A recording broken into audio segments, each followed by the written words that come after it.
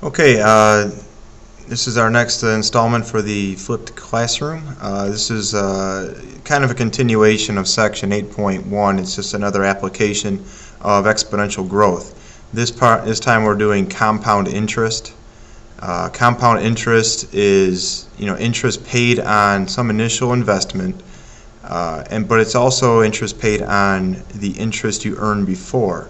So in this way it grows, and you get money on money you earned, and it keeps building and building.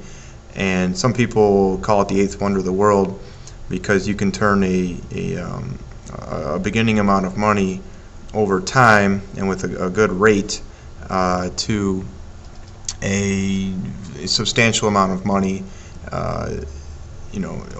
using the interest rate and the powers of exponential growth. So here it is.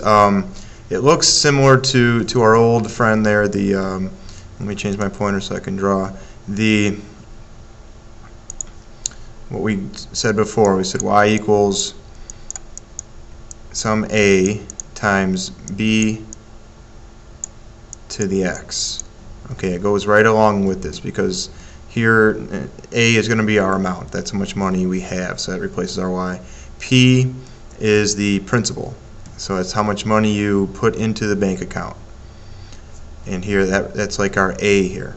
And then the B, now here's where it gets a little bit complicated. The B is this more complicated version here. So you have 1, and then you're going to add R divided by N. R is the rate. Again, we want to use a decimal. So if it's, say, 24%, which would be amazing, you'd want to use in the equation, you'd want to use 0.24. So keep that in mind.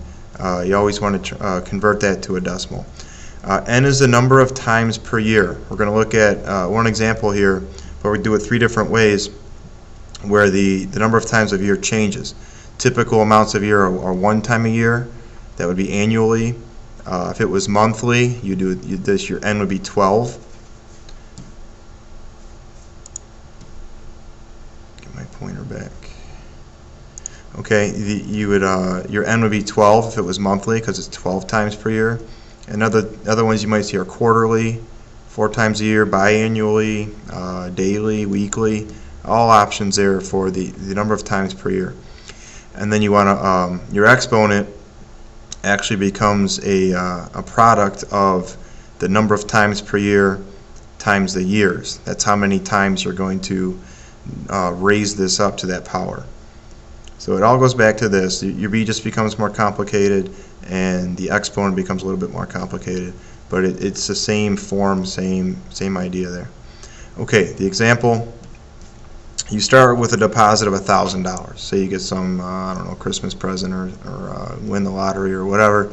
You put $1,000 into an account, and it pays 8% annual interest.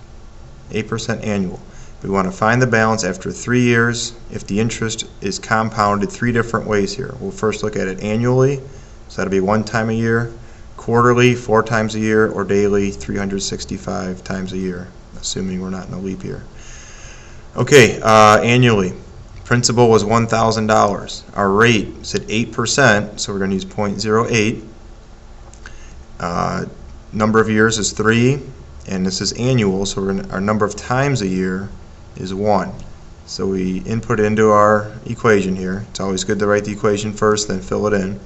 Principal is 1,000, and our rate is 0.08 divided by 1, and then raised to the n times t. Remember, order of operations are important here, so you want to compute everything in parentheses first. So that becomes 1.08, and then you want to raise 1.08 to the 3rd power, then multiply by 1,000. So same rate, same principle. If you do it annually, you get $1,259. So let's compare that to quarterly. Quarterly, the only thing that changes is n. N changes from 1 to 4. Well, that shows up here when we divide the rate by n. So we're going to divide that by 4. And then also here in the exponent. So we have a smaller number in the parentheses, but we're going to raise it to a higher power.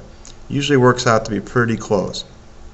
So you get 1.02 in the parentheses, but now we're raising it to 1268. Where annually 1259, this goes to 1268. So it's at $9 extra, which might not seem like much, but if we're using bigger amounts than 1,000, and if our rate's bigger, and it becomes much more significant. Okay, then the daily, same process, but now your N is 365. That's how many times you compounded a year.